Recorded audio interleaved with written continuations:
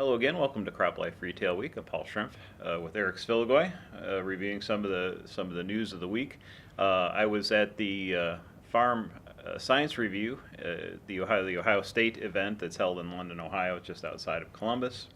Spent the day there yesterday, talking to some folks, walking around and getting some impressions as to what's going on and some of the things that you were saying about equipment companies. I think, when talking to some folks there, certainly reconfirmed some of the challenges that they're having. The one conversation we had with GVM about the small sprayer that they're selling, having some success with growers, it's about the equipment and having something that's, kind of to fill in the spray coop line that that AGCO let go of. But also, in Ohio, Dr. Scott Shearer at Ohio State was big on, did a lot of research on compaction and the cost of compaction in the field. And he said that there's a lot of growers buying these things that are especially concerned about compaction, and have been mentioning that as something that's a sell for them, is getting a smaller piece of equipment that has a smaller footprint and it isn't so heavy on the soil and reduces some of the compaction challenges that these folks are having.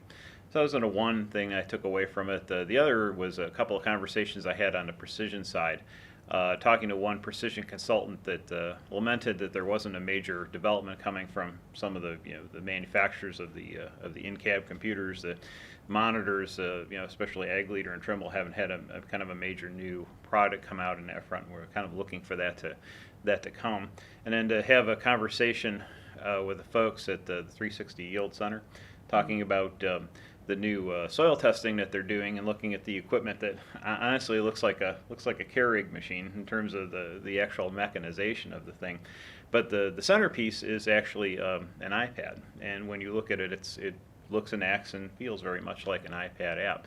And you wonder if that's really the future of things. And I know iPads aren't as powerful as these equipment, the equipment that's specifically built for agriculture. But when you look at it, it's so intuitive and so comfortable when you kind of do the swiping and the pointing and clicking on the screen, that it looks like the future really needs to go that way. It makes it very easy and very comfortable to use. And as someone who's not as maybe familiar with some of this equipment on a day-to-day basis, I thought it would be fairly easy even for someone like me coming in from agriculture to learn how to use it. So, actually, just one thing to comment on it, Paul, is that technology, using an iPad in the to help in the plant or in the field, is not a new concept. I know that myself and Rick Welder a few years ago visited a facility in Casey, Illinois, that was equipped with some Yargis equipment, and the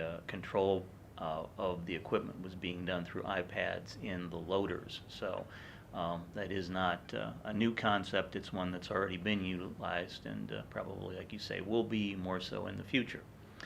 Yeah, two things I wanted to talk about this week. Number one, it was announced about a week ago that the state of California has decided that it is going to start requiring labels for glyphosate to include the words cancer-causing agent or something thereabout.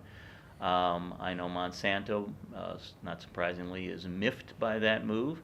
The state at this point is taking public comment until October 5th, and then the final ruling on that will happen probably by the end of the year. But I guess this all ties back to the Iraq report from earlier this year that listed glyphosate as a possible carcinogenic. So, we're still seeing criticisms and attacks on the ag industry from the general public there, Paul.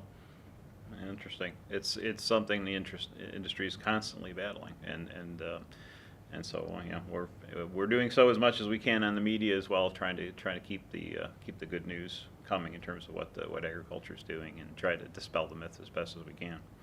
And the second thing I wanted to say is, I know last week I gave a little preview of the 2015 CropLife 100 results. And I know I did a shout out to folks who hadn't gotten me back surveys asking if you could please get it in. And frankly, I was quite amazed. I had about 50 forms in as of this time last week, and now I'm up to about 70, with about half of the ones that came in basically giving a little note saying, "Oh, saw your video, here's the form."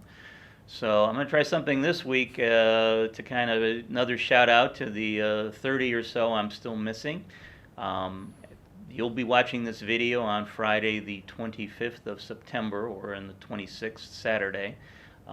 For the first 5 forms I get back from the missing CropLife 100 folks, I promise to send you a PDF in mid-November of the final report that won't be made public until early December online and early December in print. So you will be able to amaze your friends with knowledge of what's going on in the top 100 for 2015. So please get those forms back to me as quickly as you can.